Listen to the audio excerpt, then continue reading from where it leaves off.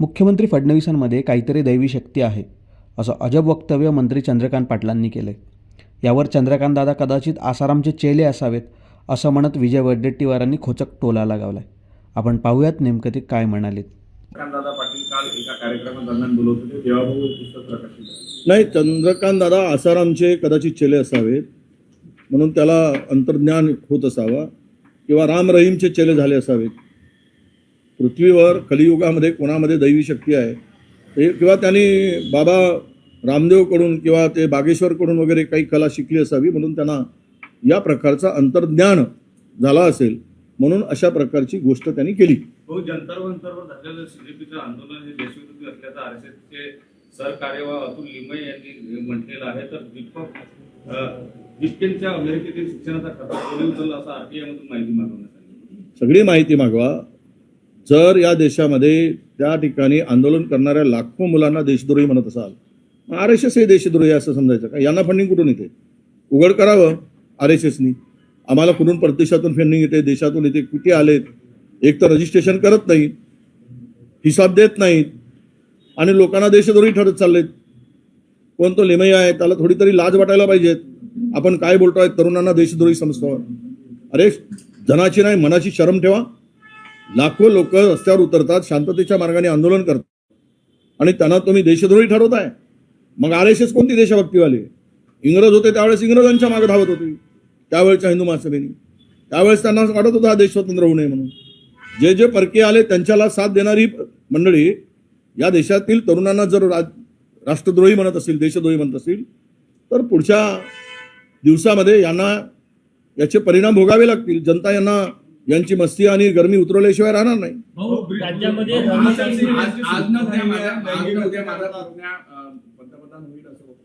कोणालाही वाटतं, कोणाच्याही मुलाला वाटतं, स्वाभाविक आहे. नातेवाईकाला, भावांना, काकांना वाटणं स्वाभाविक आहे. आता ते ठरवणारे तिकडे 2 लोक गुजरातचे आहेत, कोणाला उद्या काय होईल. पण आम्हालाही वाटतं की महाराष्ट्राचा एखादी नेता जर त्यांची सत्ता आली, आमची सत्ता आली, तर आमचे पंतप्रधान ठरलेले आहेत, आमचे नेते ठरलेले आहेत. पण त्यांची जर सत्ता आली तर त्यांना कोणी पंतप्रधान करायचं तो भारतीय जनता पक्षाचं काम आहे.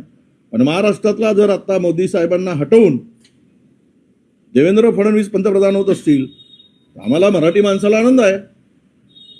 व्हावेत, आमच्या शुभेच्छा आहेत आणि महाराष्ट्राचा विकास व्हावा.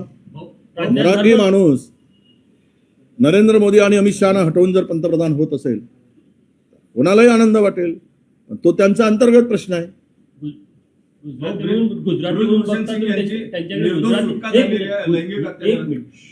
गुजराती म्हणून त्यांच्याकडे या अँगलनी बघतात की नेतृत्व म्हणून बघतात? नाही, असं आहे. नेतृत्व कसलं आहे? 2 उद्योगपतींच्या भरोशावर, सोशल मीडियाच्या भरोशावर उदयास आलेलं नेतृत्व आहे. 2 सत्तेमध्ये आहेत आणि 2 जण देश लुटत आहेत. हे काही लपून राहिलेलं नाही. देशातल्या जमिनी भडकवत आहेत. देशामध्ये एकीकडे सत्तेचे मालक ठरलेत आणि दुसरीकडे या देशाचे मालक कोण आहे ते ठरलं आहे. सध्या देशावर वर्चस्व कुणाचं आहे? त्यामुळे माझं मत एवढंच आहे की जर त्यांना हटवून त्या जोडीला हे पंतप्रधान होत असतील तर आम्हाला अभिमान आहे. मुंबईतून एक बातमी मोठी पुढे आली आहे. SRA घोटाळ्या प्रकरणी 4 जणांना गुन्हा दाखल झालाय. बांद्रा, सांताक्रूज, माटुंगा, अंधेरी या प्रकल्पग्रस्तांच्या तिथे फ्लॅट देण्याच्या नावाखाली 27 जणांची फसवणूक झाली. महत्वाचं म्हणजे काँग्रेसच्या खासदार वर्षा गायकवाड यांचे तत्कालीन PA आणि आमदार संजय कोतनीस यांचे माजी PA विश्वनाथ जाधव यांच्यावर गुन्हा दाखल झाला. असं आहे, जो विरोधक आहेत असे घोटाळे 50 नाही 500 मिळतील भारतीय जनता पक्षाच्या विरोधात. आमच्या अनेक तक्रारी दिल्या आहेत. त्याच्यामध्ये आता जे SRAचे काम चालले आहेत सगळे कोणाची कामं चालली आहेत?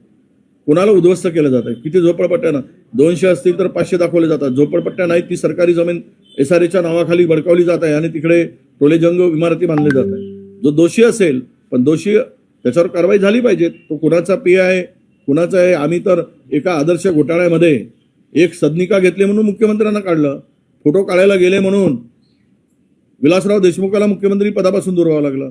हे करोडोचे घोटाळे केले तरी खुर्चीवर बसून आहे. कोणाला मार खावं लागतं, गोळीबारातला पुढे जावं लागतं एका मंत्र्याचा राजीनामा घेण्यासाठी. घोटाळेबाज किती केले आहेत, ज्यांचे घोटाळे काढले तर आयुष्यभर जलातून बाहेर निघणार नाही याची जर निपक्ष चौकशी झाली तर.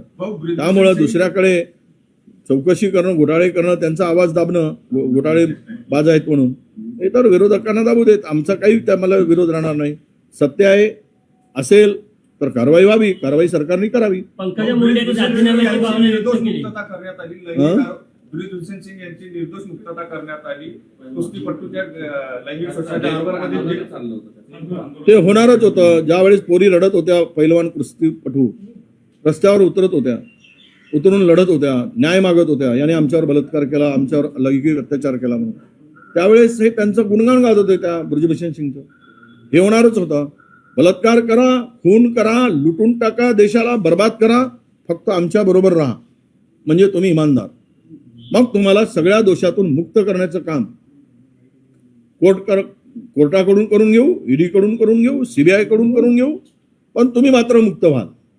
नाही याल तुम्हाला आम्ही अडकवल्याशिवाय राहणार नाही. हे धोरण आहे. भाजपाचं एकच धोरण आहे, भारतीय जनता पक्षाचं. त्यामुळे ते सत्तेचा वापर बलात्कारांना सोडतील, खून करणाऱ्यांना सोडतील उद्या.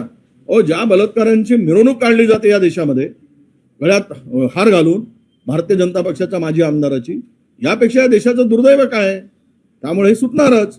त्या पोरींचा आक्रोश आणि त्यांच्यावर झालेला अत्याचार, हे वर जर हे आता हे देवाला मानतात नाही मानत, हा काल परवा त्यांनी पुनावालांनी सांगितलं, हे देवच मानत नाहीत. भाजपाने हे केवळ धंदा करून बसलायत, देवाच्या नावाने धंदा चालवत आहेत RSS आणि भारतीय जनता पक्ष. हे मी नाही म्हणतो, पुनावाला म्हणत आहे. त्यामुळे हे स्पष्ट आहे, हे देवाबिवाला मानत नाही.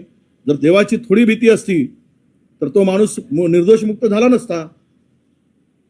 ईश्वराची थोडी जरी श्रद्धा असती तर त्या माणसाला त्यातून मुक्तता मिळाली नसती. नाना पटोलेंचा एक व्हिडिओ पुढे आलाय. पाद्यपूजा आणि काही कार्यकर्ते दुग्धाभिषेक करत त्यांचे पाय धुत आहेत, असा व्हिडिओ. काँग्रेस पक्षाची भूमिका काय आहे आणि काँग्रेस पक्षाचं आचरण आणि कृतीचं विरोधाभास दिसत आहे.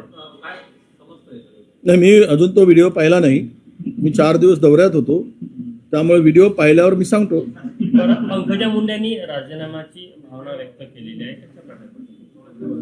नाही, आता त्या बिचाऱ्यांना जे या राज्यातील देशातील केवळ ओबीसीचं मत, पण ओबीसी नेतृत्वाला बाजूला सारण्याचं काम मुंडे साहेबांच्या पासून अन्याय सुरू झाला आहे. ते आज गेलेत बिचारे. त्यामुळे त्यांना असं वाटत असेल की आम्हाला न्याय मिळत नाही, कदाचित पक्षामध्ये आम्हाला आमच्या सगळ्या एवढ्या त्यागाला महत्व नाही. त्या उद्रेकातून ते म्हणाले असतील कदाचित. ह्या भावना कधी कधी बोलून दाखवतो, ज्यावेळेस त्रास वाढतो त्यावेळेस त्या भावना सहज येतात. पण मला वाटतं की पंकजाताईंना आमची विनंती राहील, एक ओबीसी नेत्या म्हणून, की तुम्ही अशा प्रकारचं पाऊल न उचलता बिनधास्त पक्षातून बाहेर पडा, ओबीसीचं नेतृत्व करा आणि महाराष्ट्राचे तुम्ही ओबीसीचे पहिले महिला मुख्यमंत्री व्हा. यासाठी आम्ही तुम्हाला साथ देऊ. बाहेर पडा भाजपातून आणि या मैदानात आमची त्यांना विनंती असणार. पंकजा मुंडे जर का भाजपमधून बाहेर पडल्या, काँग्रेस त्यांना पक्षात घ्यायला तयार आहे? 100% घेऊ. हायकमांडला विचारून घेऊ. तो अर्थात माझा अधिकार नाही. तुम्ही म्हणाल की वडेट्टीवार सर्वोच्च नाही आहे, छोटा कार्यकर्ता आहे, पण आमची विनंती राहील की हायकमांडला सुद्धा या नेतृत्वाला सोबत घेतलं पाहिजे. राज्यात धर्म स्वातंत्र्य विधेयक लागू झालेलं आहे, कशा प्रकारचं? नाही, आता हे या विधेयकावर येऊच लागू कुठे झालेला आहे? झाली काय? चॅलेंज करणार असं म्हटलं. आता सहीला ते गेलेलं आहे. म्हणजे झालं, सही झाली असेल तर त्याला चॅलेंज करावं लागेल. हे जर या देशामध्ये देश कशासाठी चालवलं जातं? देशाच्या प्रगतीसाठी, देशातील जनतेला न्याय देण्यासाठी, त्यांच्या हक्कासाठी, त्यांच्या शिक्षण व्यवस्थेसाठी, त्यांच्या शेतकऱ्यांच्या हक्कासाठी, बेरोजगारांना नोकरी देण्यासाठी, देश प्रगतीपथावर नेण्यासाठी, देशाची आर्थिक उंची वाढवण्यासाठी, हा देश समृद्ध व्हावा यासाठी सरकारं निवडली जातात.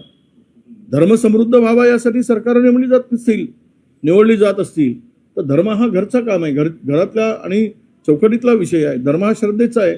जात धर्म हा पंथ जो असता आपापल्या श्रद्धेचा विषय आहे. त्याचा राजकारणाशी संबंध जोडून ते जर हे केलं तर उद्या आपल्या देशाची वाट लागेल आणि त्याला चॅलेंज करायचं काम प्रकाशजी आंबेडकर करत असतील तर ते करू देत. आम्हाला माझ्या पक्षाची भूमिका आमच्या ठरेल. ज्या विधेयकावर बहुमताच्या भरोशावर हे सगळं पास केलं जात आहे, हायकमांड आमची ठरवेल या संदर्भात काय भूमिका घ्यायची. नाही, मला विचारावं लागेल, चर्चा होईल आमच्यामध्ये. इथे काय आम्हाला स्वातंत्र्य नाही की कुठल्या विचारावर जायचं झालं तर हायकमांड मध्ये कोर कमिटीच्या चर्चा होऊन तो निर्णय होतो. नाशिकमध्ये पोस्टर लागले, भुजबळांना पालकमंत्री करा आणि मुख्यमंत्र्यांकडे मागणी करणारे पोस्टर लागले. नाशिकमध्ये खड्डे मोठ्या प्रमाणात आहे, गिरीश महाजनांना टिकावू लागले.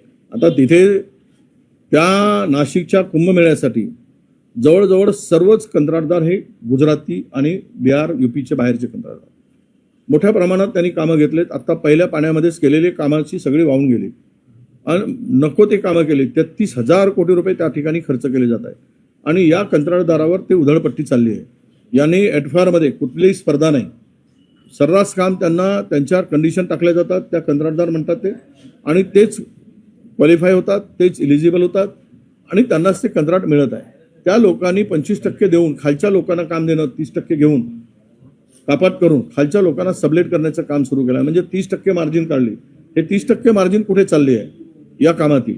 यामुळं त्या ठिकाणी दुर्दशा झाली आहे. मी पण परवा जाऊन आलो, 5-7 दिवसापूर्वी मी पण नाशिकला गेलेलो होतो आणि त्यावेळेस मी पाहिले परिस्थिती, रस्त्याची अक्षरशः चाळण झाली, लोक शिव्या घालत आहेत आणि तुमच्या त्या कुंभमेळ्याच्या नावाखाली जो काही धिंगाणा तिकडे चाललेला आहे तो निश्चितपणे त्या नाशिककरांच्या जीवावर आलेला आहे. तुम्हाला आवश्यक असलेली कामं करा, पण त्या कामाचा दर्जा टिकवा.